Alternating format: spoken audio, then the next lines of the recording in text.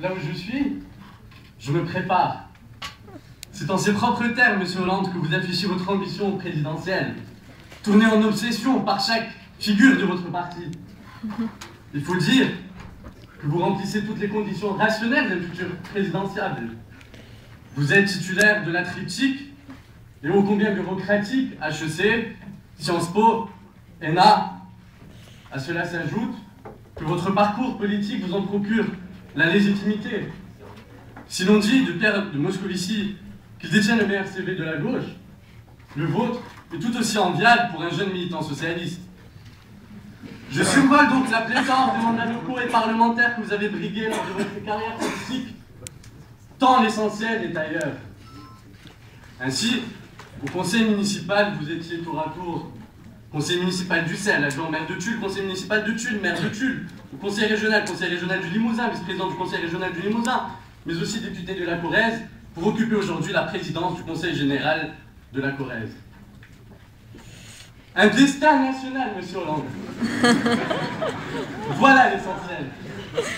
Pour ce faire, vous ne devriez plus omettre que l'électeur est un animal. Politique, vous en conviendrez, émotif, instinctif. Il arrive qu'au vote de raison, ces pulsions le guident vers un vote de sanction.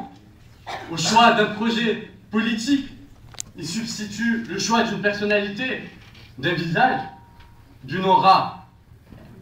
Cela, Monsieur Hollande, vous les mettez certes, mais vous ne pouvez le nier tant la gauche excelle dans l'art de l'instrumentalisation de l'émotion collective, doublée parfois d'une infantilisation des masses.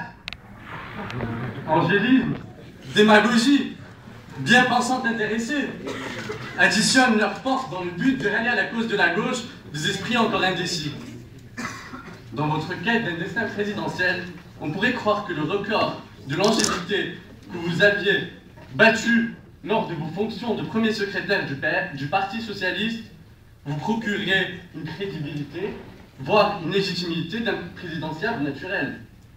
Mais voilà qu'au sortir de vos fonctions, vous déclarez « Aujourd'hui, je suis libre ». Vous ne vous doutiez donc pas que force de consensus et de compromis, vous y laisseriez votre libre arbitre. Une erreur de jeunesse. Alors, on ne peut s'empêcher de vous imaginer ce matin de novembre 1997, lors de votre prise de fonction de premier secrétaire du Parti Socialiste, développer ce discours, usant d'une rhétorique à la manière de Dominique de Villepin, convoqué au tribunal pour l'affaire Clearstream. Je suis ici par la volonté d'un parti. Je suis ici par l'acharnement des militants du Parti Socialiste Français. J'en sortirai libre, légitime et présidentiable. À ce propos, Dominique de Villepin, qui était à votre place la semaine dernière, tient à vous transmettre ses salutations.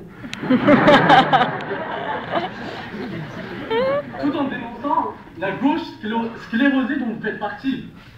Sclérosée par ses divergences, par ses querelles intestines, par le manque de véritables leaders. Vous-même, vous affirmez « J'étais le PS, mais pas le leader ».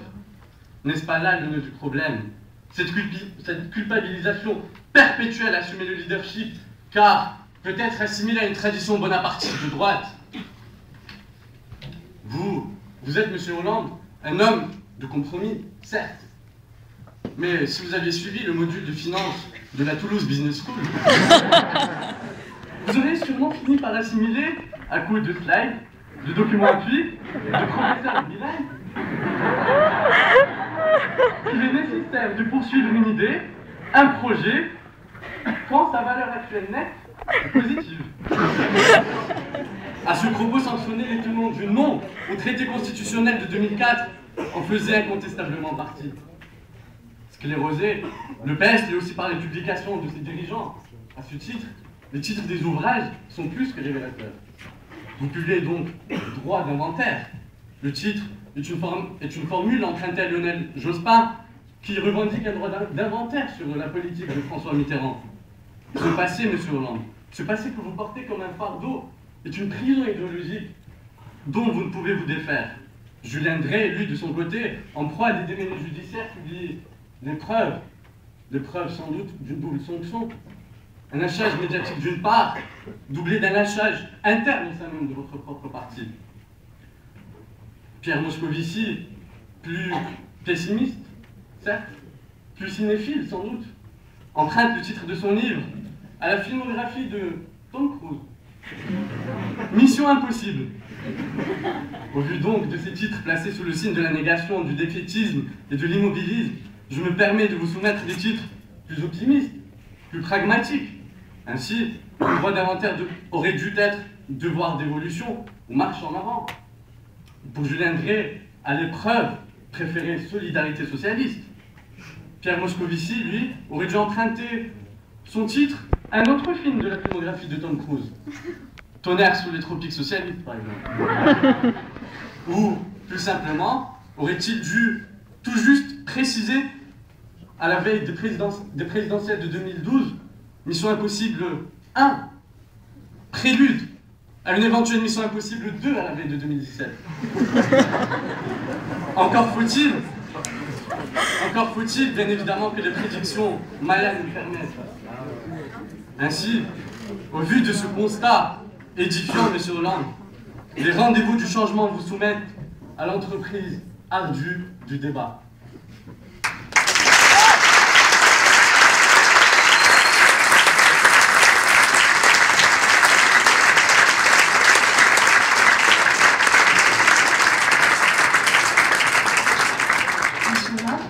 Votre réponse. J'ai quand même un droit de réponse, pas simplement un droit d'inventaire, merci. D'abord, je salue tous ceux qui ont permis cette rencontre. Je félicite les organisateurs et puis je vous remercie d'être nombreux. Je vais essayer de dialoguer avec mon interpellateur.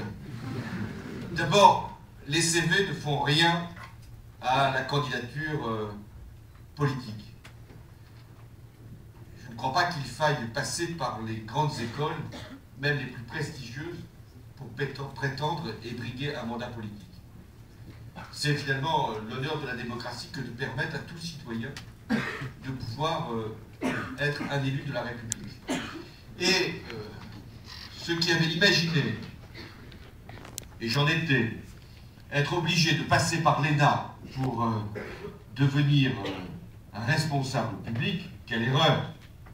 Aujourd'hui, il faut même gommer sur son CV cette période où l'on a été dans cette école d'administration jugé responsable de tout et capable de produire des élites. C'est vrai, j'en fais confession aujourd'hui, je n'étais pas seul dans cette école, il y avait même Dominique de Villepin, il y en avait bien d'autres.